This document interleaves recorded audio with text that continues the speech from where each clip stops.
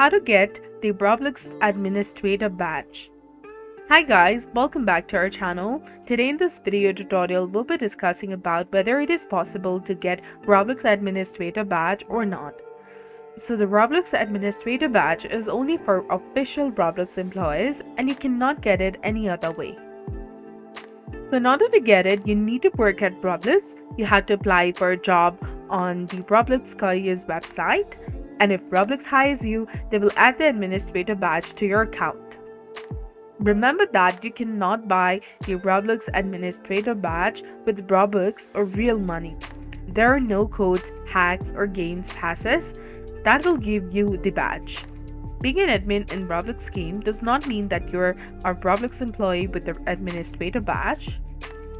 And if you want admin commands in the game, try becoming a game developer or use HD admin in a private server. So this was all about it. If you found this guide helpful or informative, do not forget to like, comment, share, and subscribe to our channel. Thanks for watching. See you in the next one.